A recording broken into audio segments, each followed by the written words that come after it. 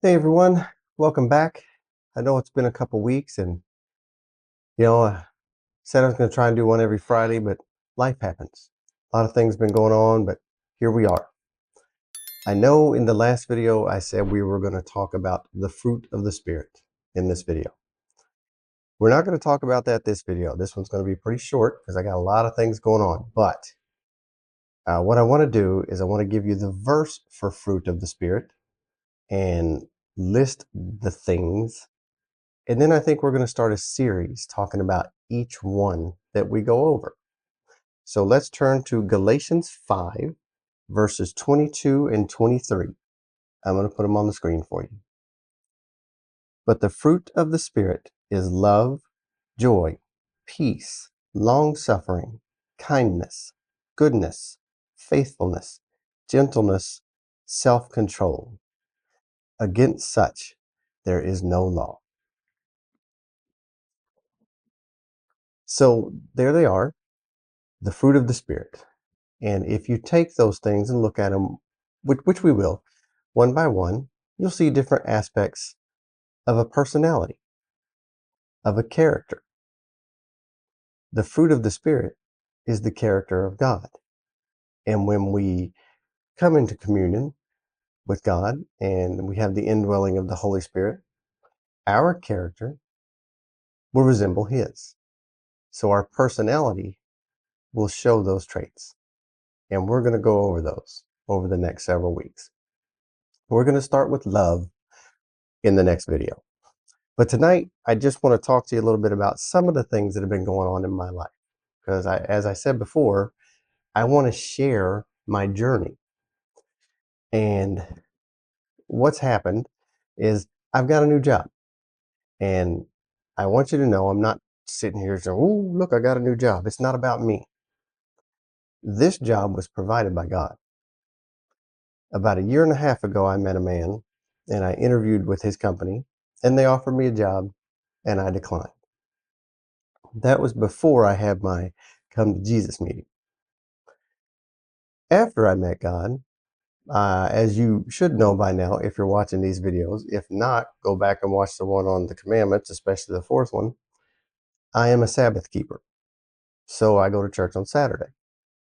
And for the last 13 years, I have been working a retail automotive job where I worked almost every Saturday unless I was on vacation. Once I went back to church and I knew I needed Saturdays off, I asked my boss. I said, hey, I need something.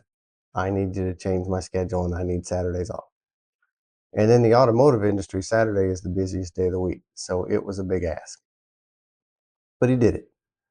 He said, I'll give you 48 out of 52 weeks, Saturdays a year off.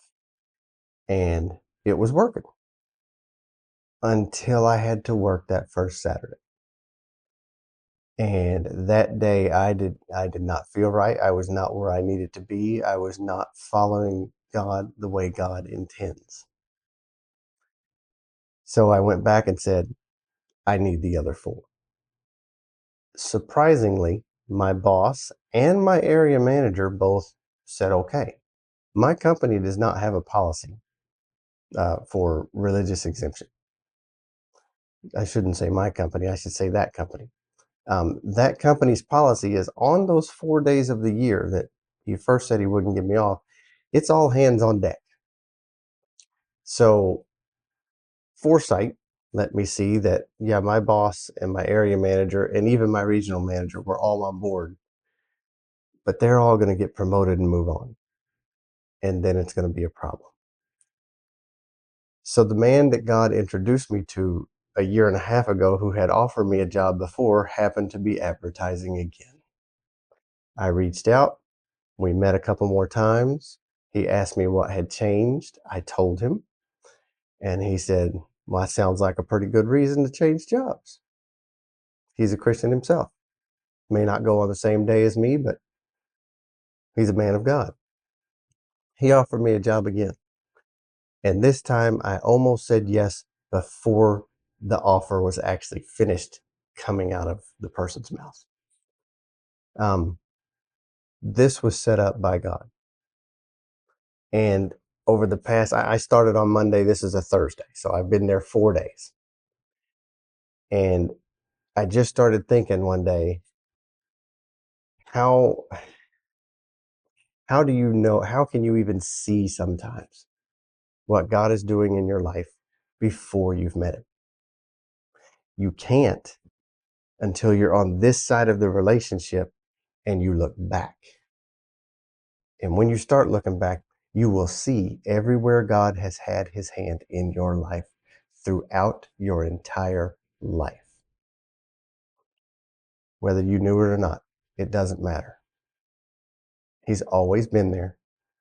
He's always been trying to do what's best for you, even when you ignore it. So stop ignoring. If you're not there yet, keep searching. Because once you get there, it's a whole new world. You need to find that. So if you go back to the video, I think it's 2 videos ago, are you a fan or a follower? I am a follower. What God says I'm going to do. And if that means I need to change jobs to do it, I'm going to change jobs to do it. If it means I have to change locations, if I have to move across country, I'll do it. Because I'm in. Daily, I consecrate myself to the service of God. And whatever he asks me to do, I will do. Are you there? Are you a fan or a follower? Take a good hard look. Figure out where you stand. If you're not where you need to be, start praying and he'll help you get there. That's it for this week. I just wanted to share what I think being a follower of God entails. And I know I'm going to be blessed at my new place of employment. So when we come back in the next video, I'm not going to say next week. In the next video, we're going to start going over the fruit of the Spirit, and we're going to start on love. So what I'd like you to do, if you watch these videos, go ahead and start looking up some Bible verses that talk about love.